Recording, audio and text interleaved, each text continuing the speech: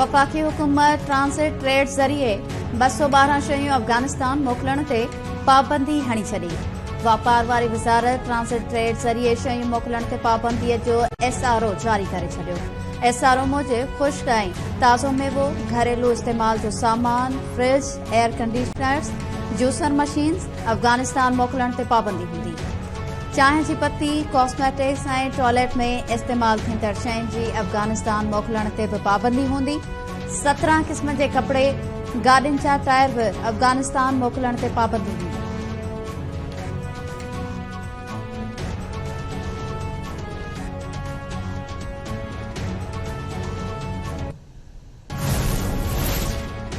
KP police सूबे में थियल आपघाती हमलनि में 75 सैकड़ो अफ़गान शहरी मुलविस हुजण जी तस्दीक करे छॾी।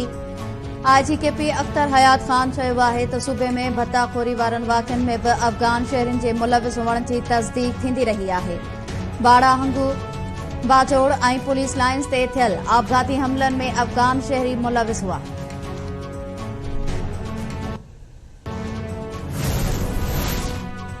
भारतीय शहर अहमदाबाद में दहशतगर्दी जो ख़तरो।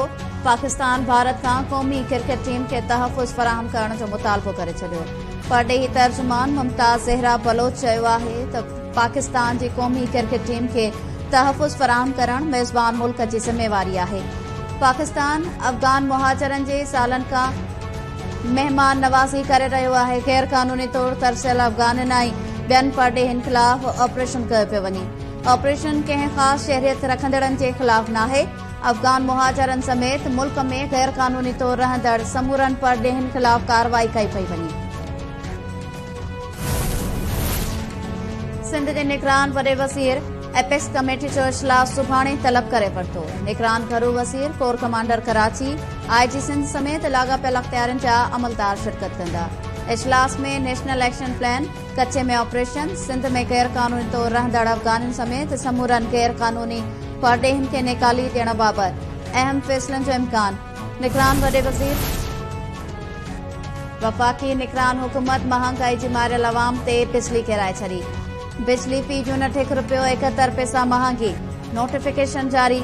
नेपरा पारां जारी कयल नोटिफिकेशन मूजिबि बिजली जी फ़ी यूनिट ₹1.71 वाध कई वई आहे। बिजली अघनि में वाध अगस्त महीने जे फ्यूल एडजस्टमेंट जी मद में कई वई। वधायल अघ अक्टूबर महीने जे बिल्स में उगाड़िया वेंदा। अघनि में वाध लाइफ लाइन ऐं के इलेक्ट्रिक वाहिपेदारनि ते लागू न थींदी। माज़ीअ जी ग़लतियुनि खे विसारे मुल्क ऐं क़ौम जी बहितरीअ लाइ मइशियत जी तरक़ीअ ते ध्यानु ॾियणो पवंदो। इस्लामाबाद में ख़िते जे अमन सलामतीअ खां अॻिते जो उनवान सां थियल आलमी कॉन्फ्रेंस खे ख़िताब कंदे सुदसमा वारे निगरान वफ़ाक़ी वज़ीर मुर्तज़ा सोलंकी चयो आहे त पाकिस्तान पाड़ेसरी मुल्कनि सां सुठनि लाॻापनि जो ख़्वाहिशमंद आहे। निगरान हुकूमत जो सॼो ध्यानु मइशियत जी बहाली ऐं वापार खे हथी वठाइण ते आहे।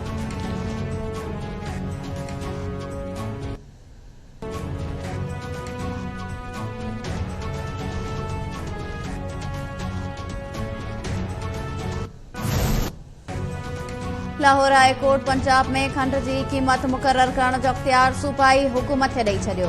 खंड जे अघ बाबति वफ़ाक़ जो नोटिफिकेशन मुअतल। अदालत चयो आहे त खंड जो अघ तइ करण जो अख़्तियार रुॻो सूबनि वटि आहे। वफ़ाक़ी हुकूमत खंड जी क़ीमत तइ नथी करे सघे। जस्टिस शाहिद करीम जी सरबराही में 2 रुकनी बेंच महफ़ूज़ कयल फ़ैसिलो ॿुधायो। वफ़ाक़ी सेक्रेटरी प्राइस कंट्रोलर जनरल पारां खंड जे अघ जो नोटिफिकेशन जारी कयो हो।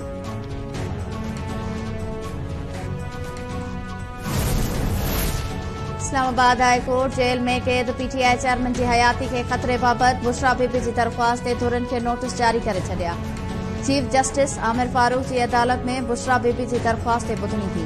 चीफ जस्टिस रिमार्क्स ते चयो त जेको अदालत करे सघे थी उहो हुकुम जारी करे छॾींदी।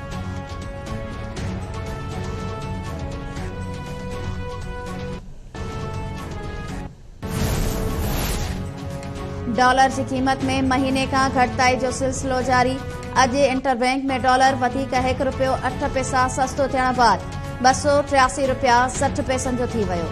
गुज़िरियल महीने अॼोकी तारीख़ ते इंटरबैंक में डॉलर ₹370.10 जो हो। हिकु महीने दौरान डॉलर जे अघ में ₹23.50 लाख थी चुकी आहे।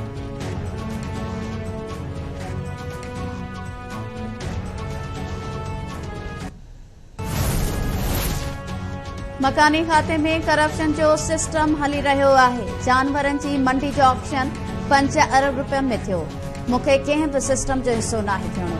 घणमार इमारतुनि जी अदावत में पुलिस बि मुलविस आहे। गैर कानूनी अदावतुनि खे जाइज़ बणाईंदासीं, जंहिंसां अरबे रुपयनि जो टैक्स मिलंदो। सिंध जे मकानी इदारनि वारे निगरान वज़ीर मुबीन जुमानी चयो आहे त क्लिफ्टन में 400 घर हुआ, हाणे 5000 थी विया आहिनि। कब्ज़ा कंदड़नि जी का बि फ़हरिस्त नाहे। अहिड़ी फ़हरिस्त मिली त कार्रवाई कंदासीं।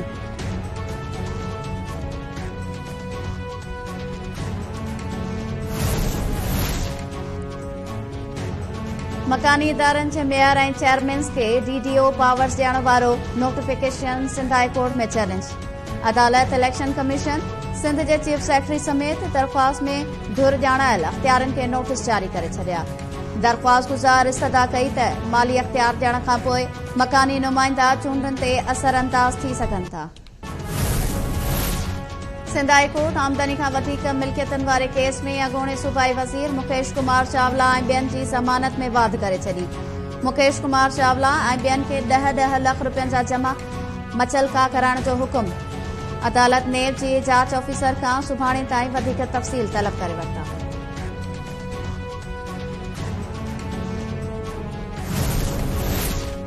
KTN न्यूज़ जे प्रोग्राम दी मिरर में औकाफ खाते जी करप्शन बाबति इंकशाफनि बाद सिंध जे निगरान हुकूमत चीफ एडमिनिस्ट्रेटर अली गुल संजराणी खे उहिदे तां हटाए छॾियो।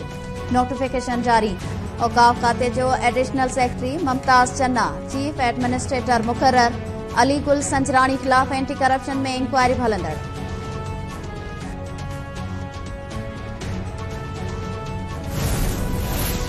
निगरान वॾे वज़ीर रिटायर्ड जस्टिस मक़बूल बाकर ऑरेंज लाइन ऐं ग्रीन लाइन में इंज़माम जी हिदायत करे छॾी। निगरान वॾे वज़ीर जस्टिस रिटायर्ड मक़बूल बाकर ट्रांसपोर्ट खाते जे इजलास जी सदारत दौरान ॻाल्हाईंदे चयो त अक्टूबर में चीन में थींदड़ इजलास खां पहिरियां KCR जा दस्तावेज़ मुकमल कया वञनि। KCR प्रोजेक्ट मंज़ूर थियो त वॾी कामयाबी हूंदी।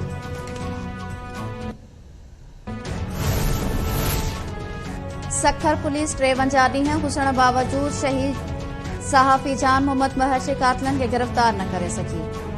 शहीद जान मोहम्मद महर जा कातिल कचे में मौजूद हुअण बावजूद पुलिस कख भनी बीणो न कयो।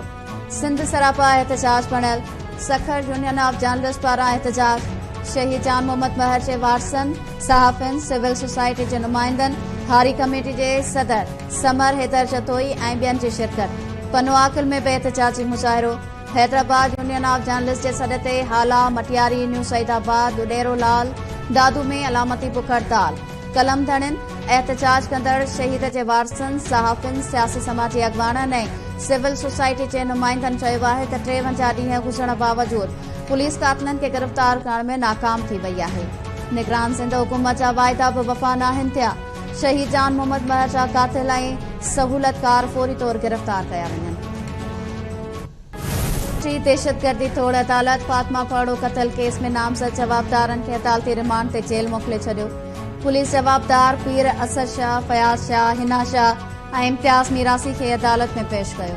दहशतगर्दी तोड़ अदालत जांच ऑफिसर जे 14 ॾींहनि जे रिमांड वारी इस्तदा कंदे समूरनि जवाबदारनि खे अदालती रिमांड ते जेल हवाले कयो।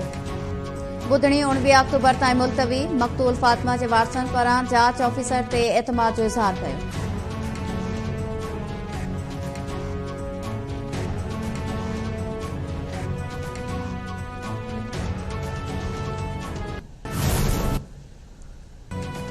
मीरपुर ख़ास वेझो भाउ ऐं भाइटनि फायरिंग करे ड्यूटी ते मौजूद उस्ताद खे क़तल करे छॾियो।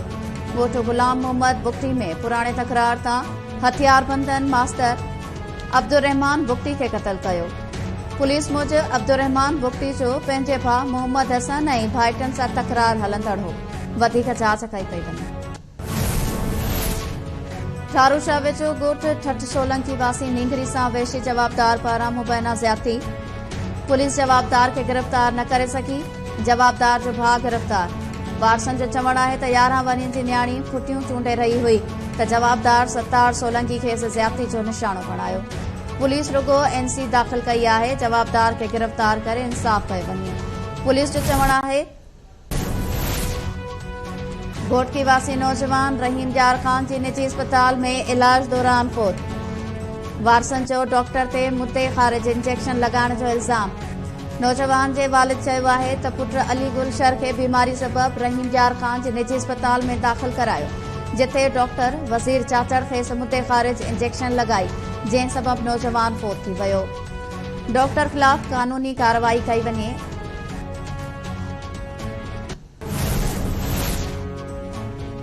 सजावल शहर में बदअमनी ऐं वापारी खां पुरख़िलाफ़ शहरी रोडनि ते निकिरी आया। शटर बंद हड़ताल करे रैली कढी वई। दुकानदारनि पंहिंजो कारोबार बंद रखी शाही बाज़ार खां पब्लिक पार्क ताईं एहतजाजी रैली कढी। शहर में बदअमनी ते ज़ाब्तो आणण, घुरियल सामान वापस कराइण जो मुतालबो।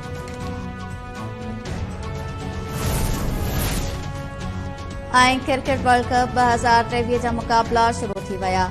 पहिरीं मैच में न्यूज़ीलैंड जी इंग्लैंड तरफ़ां ॾिनल हदफ़ हासिल करण लाइ बैटिंग जारी। पाकिस्तान इवेंट जी पहिरीं मैच सुभाणे नीदरलैंड ख़िलाफ़ खेॾंदो। पाकिस्तान ऐं भारत में मुक़ाबलो 14 अक्टूबर ते थींदो।